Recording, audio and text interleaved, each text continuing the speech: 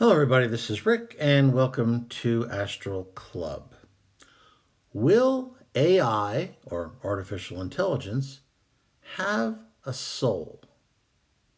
Before we get started, just want to mention Patreon. If you'd like to support Astral Club, you can do so. I download 10 new episodes now onto Patreon every week for use by patrons. Those episodes can be used with any podcast app offline. So you can listen to Astral Club when you don't have access to the internet.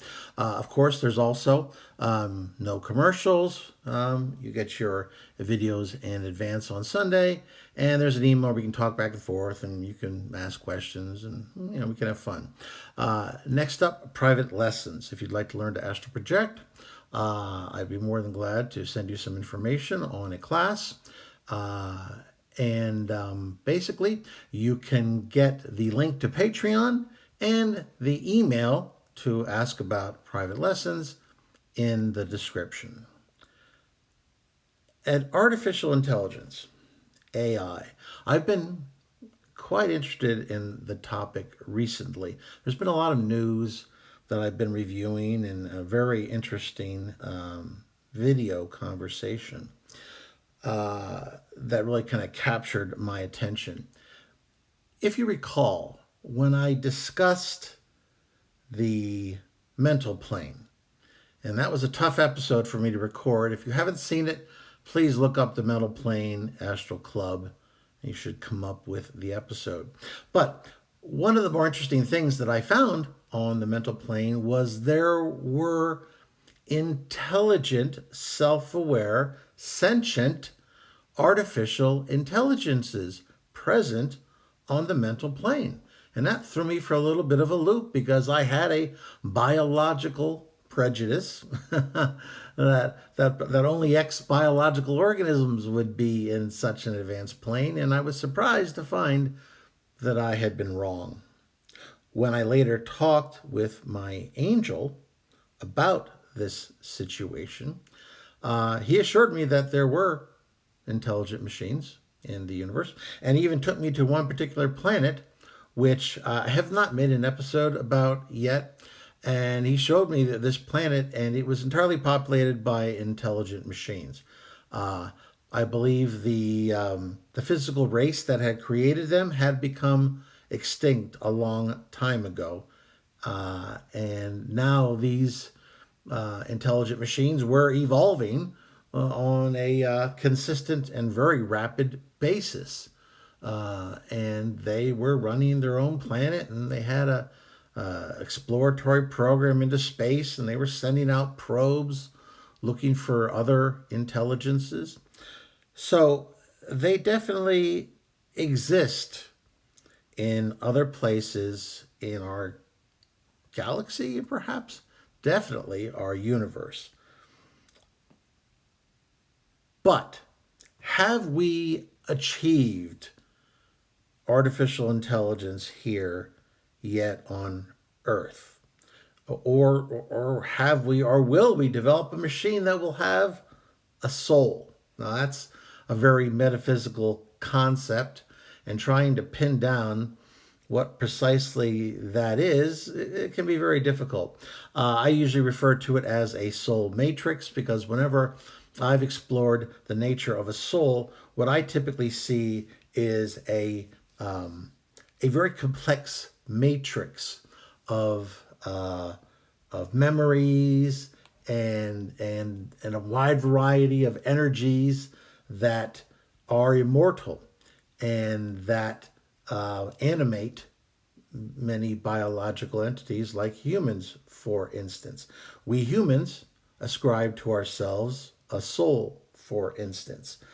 Now, some people will ascribe intelligence or sentience and perhaps even a soul to animals like primates. Some people would think that perhaps dolphins or whales are sentient and perhaps they have some sort of a soul. In my personal experience, and I'm not saying this is the last word on anything at all, it's just in my experience, I have seen wild animals have group souls. when they pass, they go back to the group soul, and then eventually, they go through the reincarnation cycles again as a species. I have noticed, though, that animals that are in close contact with humans, like cats and dogs, can develop individuated souls that will not return to the group soul. I've seen my dog's soul still in our house, even though she passed many years ago. Her astral body is definitely decaying, and at some point, she's going to have to make some sort of a decision. But I don't know enough about individuated animal soul reincarnation to be able to talk on that subject. But if they actually have individuated souls, who am I to say that that dog won't reincarnate? Some people swear that their pets remind them very strongly of old pets that they had that passed on. I have not had that personal experience myself, but there are people who do claim that they've had that experience.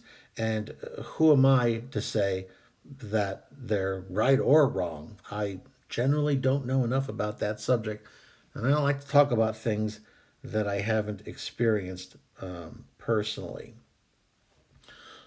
What brought all this up for me was I have been doing a little bit of research, running across a variety of, I started with art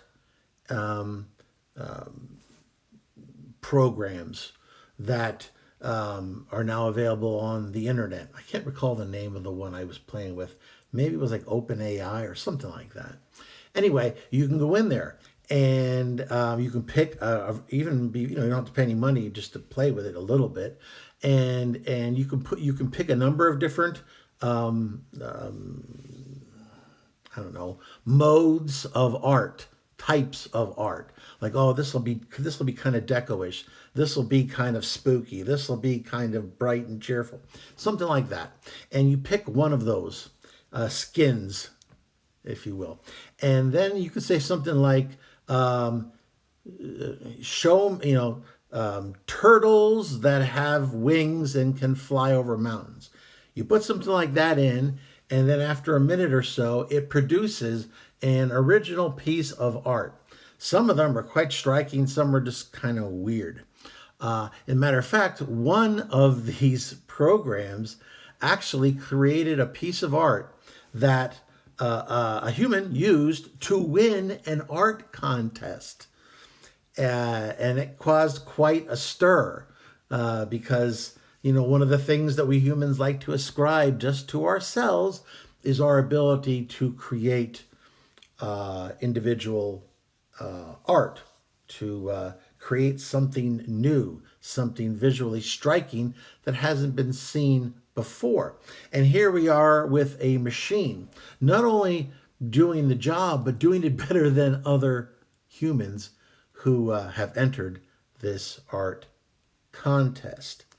Kind of reminds me of the old days when they were developing chess programs. And heck, I played with an old chess program back when I was just a kid. It was an Atari chess program, very primitive, but it helped teach me chess and to learn chess. And I remember the first time I beat it on the quote unquote expert level. I was quite proud of myself. Now, since that time, they have developed chess programs that are amazing and can beat just about everybody, including champions.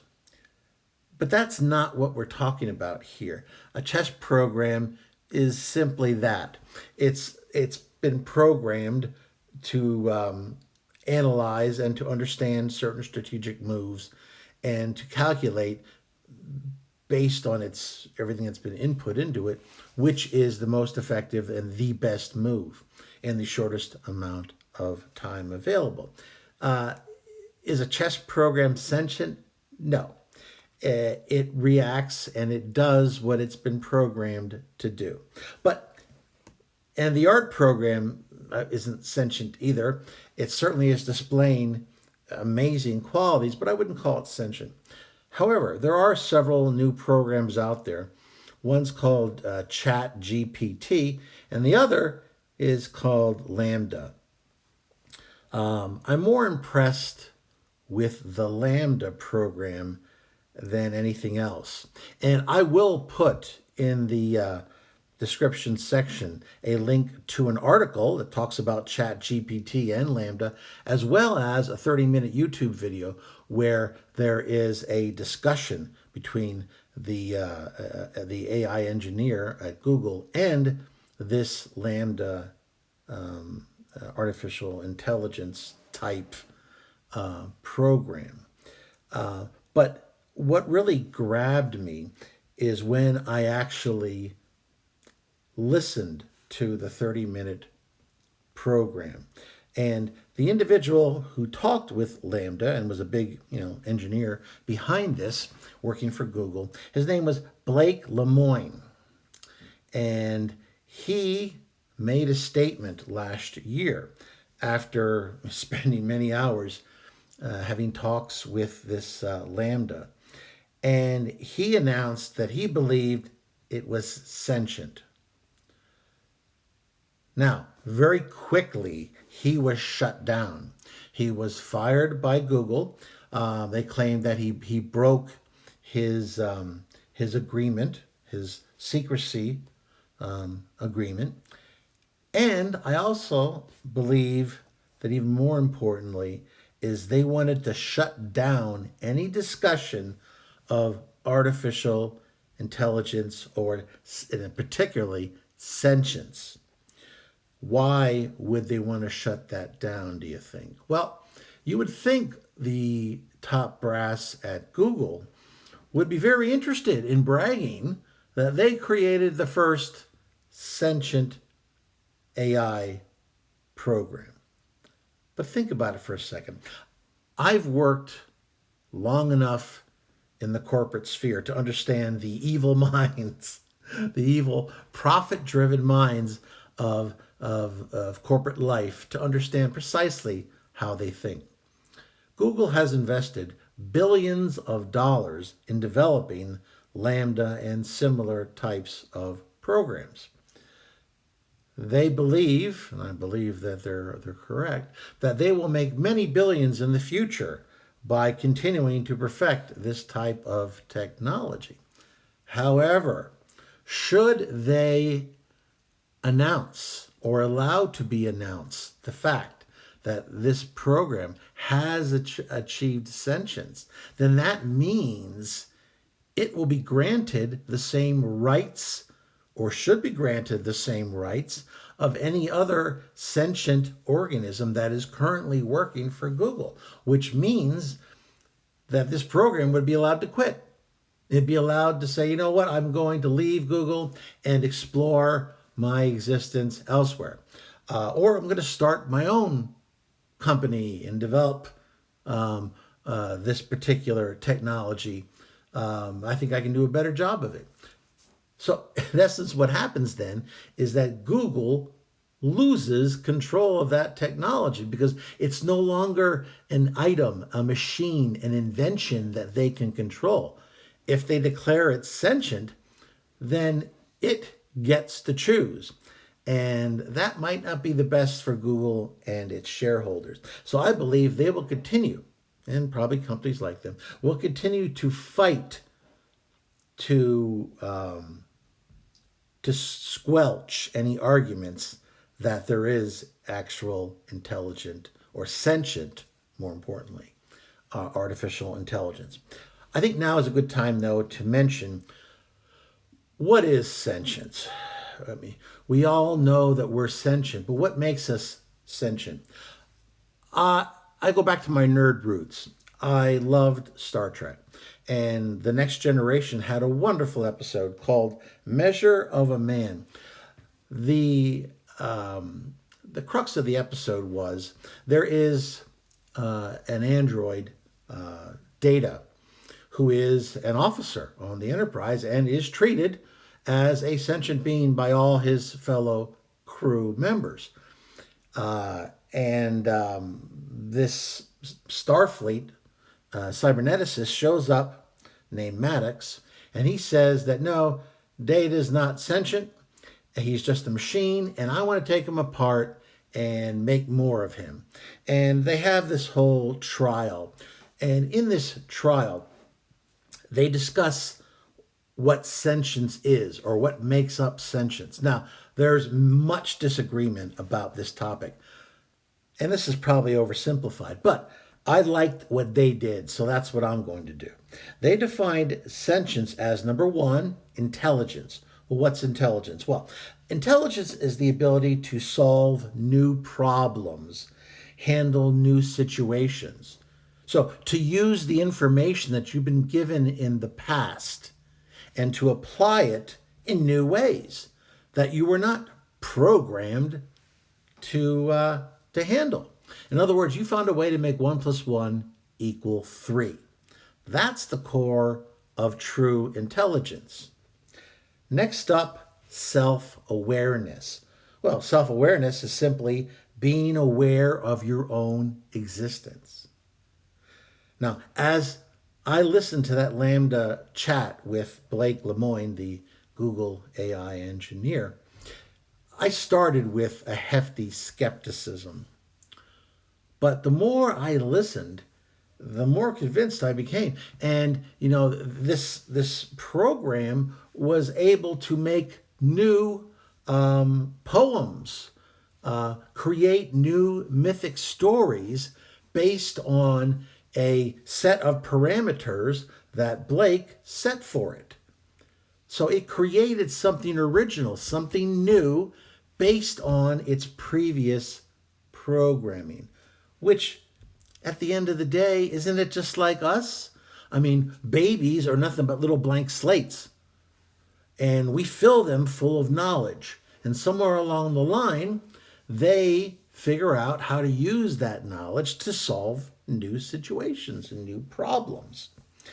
The third is one of the more difficult definitions of consciousness or sentience, and that is consciousness. Consciousness is the state of being awake and aware of your surroundings.